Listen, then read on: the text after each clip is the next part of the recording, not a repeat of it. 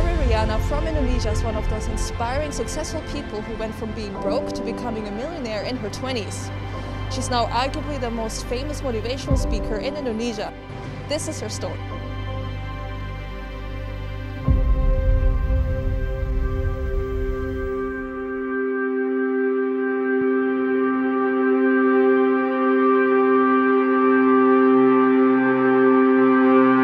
Gimana sih kok bisa sampai ada $1 juta itu? Dolar Singapura, Dolar Singapura. Bener, dolar Singapura. Oke, jadi gimana? Nah, jadi kalau orang dengar Mary Riana pasti ingatnya wanita $1 juta karena saya bersyukur saya bisa mendapatkan pendapatan $1 juta di usia 26 tahun. Oh my god.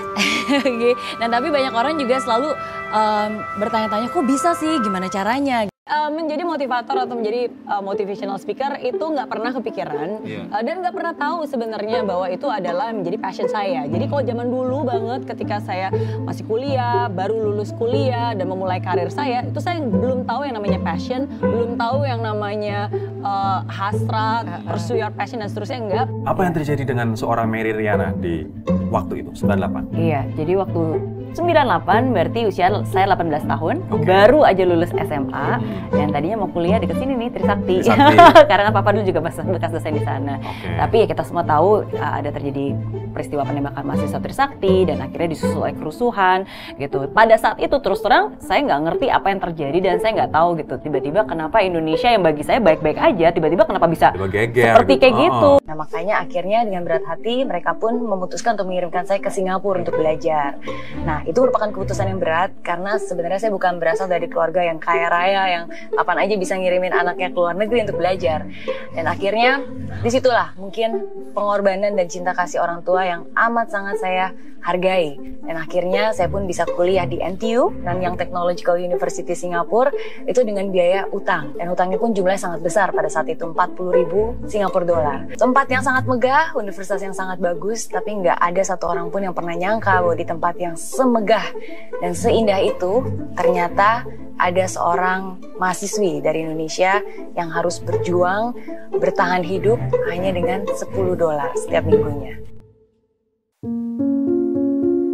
Saya masih ingat banget yang saya struggling waktu itu adalah ya hidup sendiri, merantau di Singapura gitu kan. Dan pada saat itu saya benar-benar gak mau membebani orang tua karena saya tahu orang tua udah punya permasalahannya sendiri di Jakarta gitu. Jadi ya saya berusaha untuk tetap baik-baik saja walaupun saya tahu situasinya nggak baik. Nah, kagetnya adalah ketika hari pertama saya nyampe ke Singapura, kan udah malam tuh, terus ke kantin, belum makan seharian, terus pesan makanan, dan satu nasi goreng itu harganya $2. Terus dikursin ke rupiah, waktu itu kan 20.000, gila, nasi goreng mahal banget. Jadi makannya ya roti tawar yang diirit.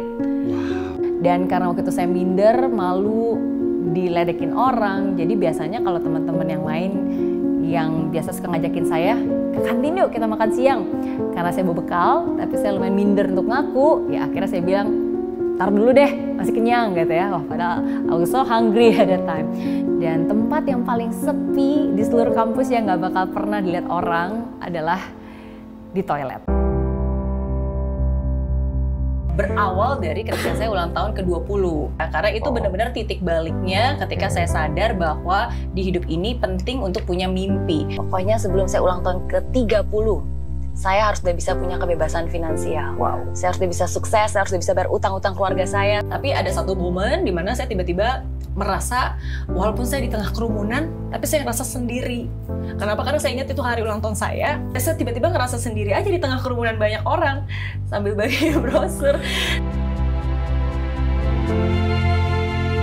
Mungkin ini kedengaran klise ya, tapi ini beneran karena ketekunan untuk terus berusaha dan percaya setiap pada prosesnya, dan saya nggak akan menyerah sampai saya berhasil mendapatkan apa yang saya inginkan pada saat itu.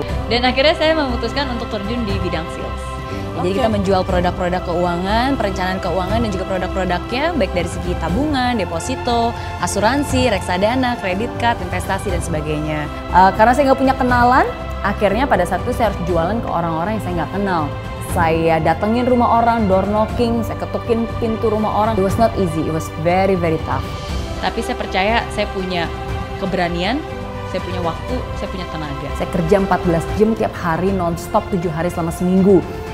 akhirnya di tahun pertama saya terjun ke dunia sales, saya bisa mendapatkan pendapatan lebih dari 220.000 Singapura dolar pada saat itu.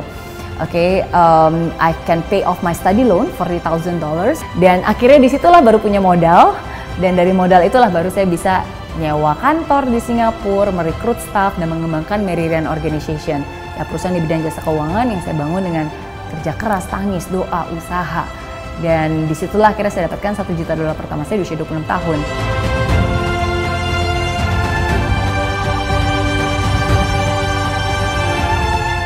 Entrepreneur, author and motivational speaker Mary Riana is more than a big thinker. She's a big inspiration to many across Singapore and Asia. But what keeps her inspired now that she's made it? Saya sadar seiring dengan bertambahnya umur, semakin dewasa, saya mulai melihat hidup dari perspektif yang berbeda. Dan disitulah akhirnya saya benar-benar mengetahui bahwa di hidup ini ada yang namanya passion, ada yang namanya purpose. Bahwa di hidup ini ada yang namanya achievement, tapi ada juga yang namanya fulfillment. Kalau sebelumnya di hidup saya is all about achievement. Saya berhasil mendapatkan ini, dihargai, sukses, kebebasan finansial dan seterusnya. Tapi it's not just about achievement, bukan hanya tentang penghargaan apa yang kita capai, tapi apa yang membuat hidup ini berarti. Dan disitulah akhirnya saya mulai benar-benar mencari dan menemukan what is my purpose, what is my passion, apa yang menjadi makna hidup saya. Mary Riana itu orang Indonesia, sempat kuliah di Singapura dan orangnya itu ulet banget. Bener, ulet banget. Bahkan ya saat umurnya 26 tahun, seumur saya dia sudah bisa menghasilkan uang $1 juta. Banyak banget. Wow, dan hebatnya lagi Shahnaz, dia itu gigih menebarkan semangatnya kepada orang lain. Ia ingin semua orang tidak putus asa dan mengejar mimpi mereka, apapun itu. Wow. Singkat cerita, akhirnya saya benar-benar menemukan my purpose in life, my passions, dan disitulah akhirnya mimpi yang baru yang akhirnya membuat saya berani untuk menjual bisnis saya yang di Singapura, meninggalkan semua yang sudah nyaman. Jadi setelah 16 tahun tinggal di Singapura, ya tahun 2014 baru saya kembali menetap di Indonesia, mulai dari garasi dan akhirnya kita membangun. So right now, professionally, I have 3 different roles as an entrepreneur di education industry, which is in personal development, kids and teens. Kita mulai dari camp, kita mulai dari learning center, dan akhirnya kita juga ada digital. Currently, we are leading personal development for kids and teens in Indonesia. Satu hal yang sangat saya syukuri adalah ketika Pak Hermanto dan Tankop menginvest ke Mary Riana Education. MRE ini bisa semakin bertumbuh dengan sehat dan kuat. Misi dari MRE kan juga luar biasa sekali ya. Oh iya, thank you. Dan me as an investor, sekarang saya bersama dengan my partner David Cokro Raharjo, kita membangun venture builder. Nah, jadi venture builder ini ya kita membantu khususnya para UMKM to build their first $1 million company. Ya, dan disitulah akhirnya kita membuat sebuah ekosistem. Jadi bukan hanya MD Capital, kita ada MD Accelerator. Bukan hanya memberikan pendanaan, tapi kita juga memberikan pembinaan. Yang mungkin saat ini sudah punya bisnis, sudah punya produk, sudah punya jasa, sudah punya income, tapi berpotensi untuk bisa di-scale to $1 million in a year. Jadi sekitar 15M in revenue ya, bukan in valuations. Saya selaku Menteri Pariwisata dan Ekonomi Kreatif tentunya memberikan apresiasi sebesar-besarnya kepada Miss Mary Riana.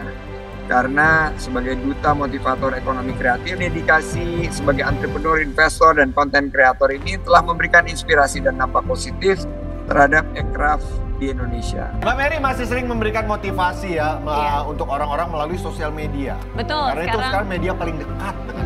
Saya percaya bahwa yang namanya impact itu bukan hanya dari seminar di atas panggung, tapi how it can actually convey a positive message. Dan karena itu yang saya percaya, saya jadi berusaha untuk bisa memberikan segala macam hal-hal positif, message of hope, message of empowerment, message of love di dalam semua hal yang saya kerjakan. Lewat buku, lewat film, lewat lagu, lewat podcast, lewat social media, lewat TikTok dan seterusnya. Penting lah bagi Indonesia punya orang seperti Anda dan mudah-mudahan lebih banyak yang seperti Mary lagi. Mary Riana, semua orang tahu peduli dengan Anda. hal inspirasi yang bisa mendorong orang tahu apa itu edukasi. Bu Mary ini selalu positif, sehingga menjadi inspirasi bagi begitu banyak orang. Terima kasih Bu Mary. And that, ladies and gentlemen, is really the story of Mary. She believed she could do, and she did what she believed she could do.